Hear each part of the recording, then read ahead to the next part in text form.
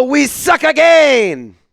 Maybe we do, maybe we don't, but it certainly feels like it after today's loss against the Atlanta Falcons. An absolute heartbreaker, 26-24 is the final score after Younghoe Koo kicked a 58-yard field goal to take the lead with 2 seconds remaining on the ball game. The Saints were able to take the lead once again with 60 seconds remaining, and the Falcons marched down the field, not to the beat of their own drum, but actually to the help of the New Orleans Saints for giving up quite a few yards and penalties on that last drive.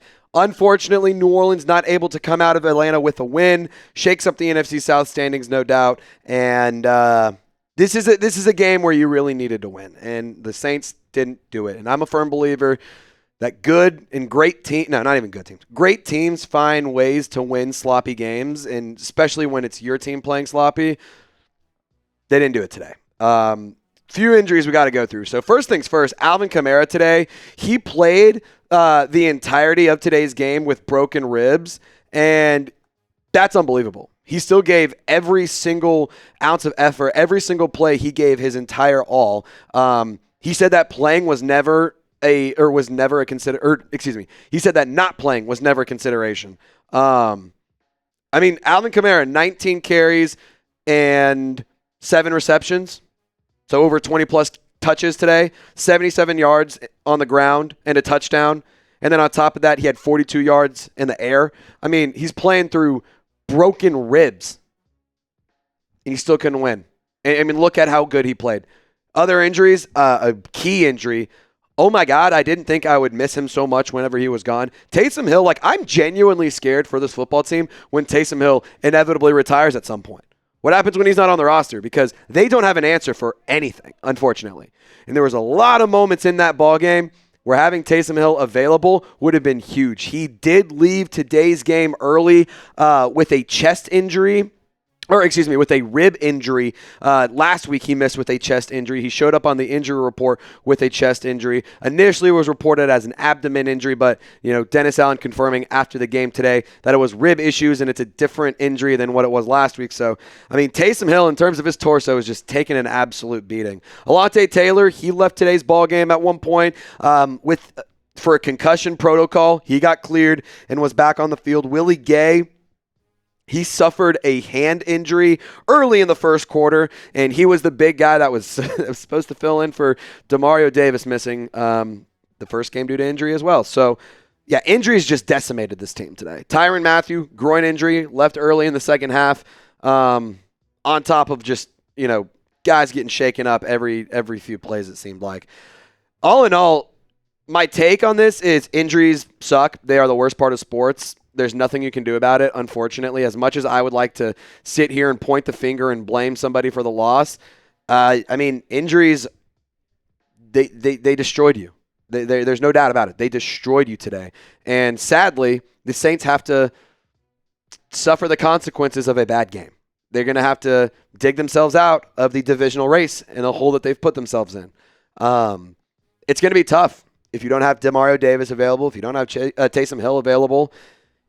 Good news is you do have some reinforcements in the running back room. Kendre Miller, eligible to return from his injury. He's been placed on IR earlier this offseason, and now he's eligible to return to the roster. So in the sense of what can happen here in the future moving forward for the team, the O-line is banged up. To their credit, I will say, didn't play nearly as bad as I thought they were. That doesn't mean they were great, but played better than I thought. A lot of sloppy penalties, a lot of dumb stuff, but Jamaal Williams, I'm not sold on him anymore. I don't think that he's the player that we signed him to be last year, coming off of 17 touchdowns. He just isn't an energetic player, and I look at a guy like Tyler Algier, who actually led the Falcons in rushing today, 8 carries, 60 yards, along of 15. Bijan Robinson had 7 carries for 28 yards. He was not a factor. Even in the passing game, 4 catches for 46 yards, that's solid, but he wasn't much of a factor. Tyler Algier is the one who beat you up, and it was bully ball. He just was grounding and pounding and driving the ball all the way down the field. But what's worth noting here is the New Orleans Saints lost this football game despite not giving up a touchdown to the Falcons offense. Let me rephrase that one more time. Kirk Cousins, Darnell Mooney, Ray McLeod, Drake London, Kyle Pitts, Tyler Algier, Bijan Robinson, they did not find the end zone. Not once. But the Falcons special teams did because Rashid Shaheed muffed a punt on the very opening punt. Unbelievable. Like in my head, step away. You're on the 2-yard line. Let it go into the end zone. It's so stupid. It's like frustrating little penalties like that. And I'm a big fan I'm wearing Rashid Shaheed's jersey. I bought this jersey because I'm such a big fan of Rashid Shaheed. But that's unacceptable kind of things. Darren Rizzi is a much better special teams coordinator than what we just saw in Rashid Shaheed's punt drop. Like, this was a frustrating game altogether. Really quick, I got more thoughts and more hot takes and opinions I want to get to. But really quick, got to say thank you to Game Time for sponsoring today's show. And if you download the Game Time app and create an account and use code CHATSPORTS, you can actually get $20 off your first purchase. And that's code CHATSPORTS, code CHATSPORTS, like I just said. Game Time also has a new feature called Game Time Picks that makes getting tickets to see your favorite teams play live even easier.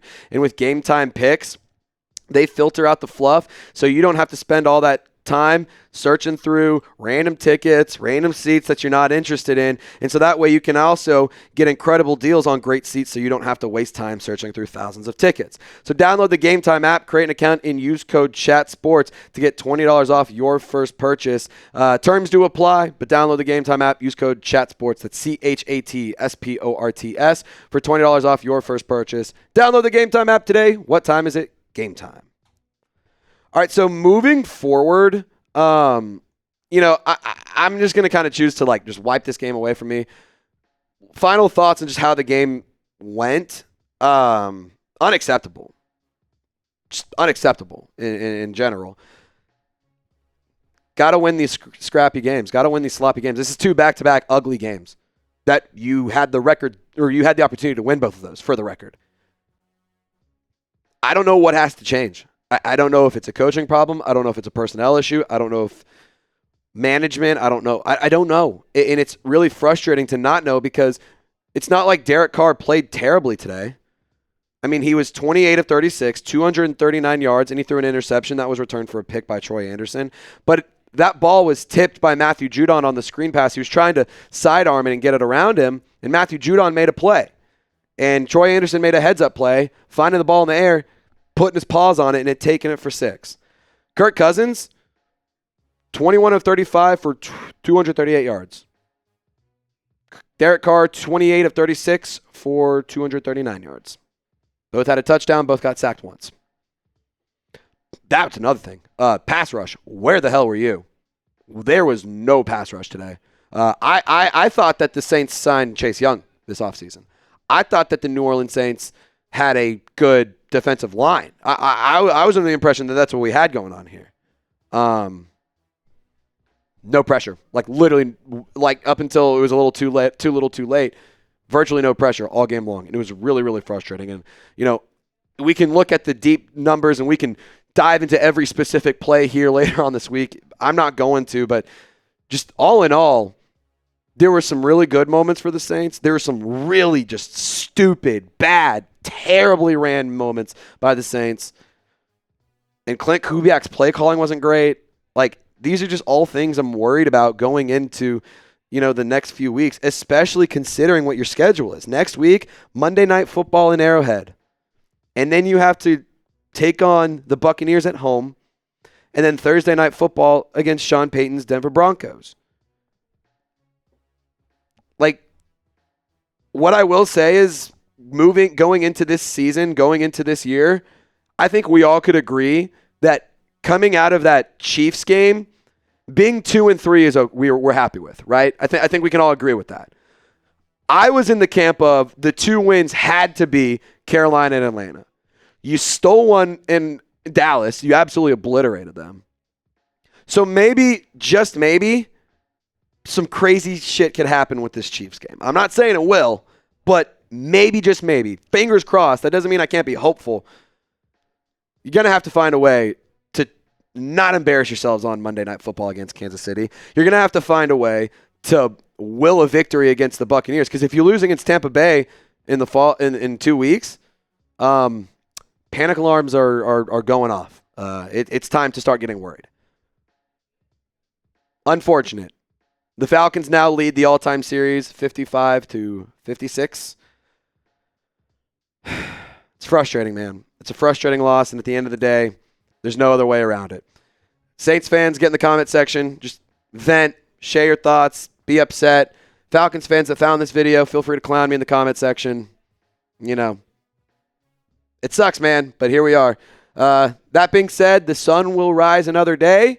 The Saints have another opponent next week, and we have a lot of content to get to throughout the next 7 days before, well, I guess technically 8 days before we have to get to more football for the black and gold. So a lot of injury news going to be coming in this week. Preview coming in this week. Make sure you subscribe. Do not forget to turn on your notifications. Join us for our watch parties. Over 95,000 people tuned in on this watch party. We crossed over 34,000 subscribers. So thank you so much to every single person who tuned in. Y'all stay golden. We will see you next time.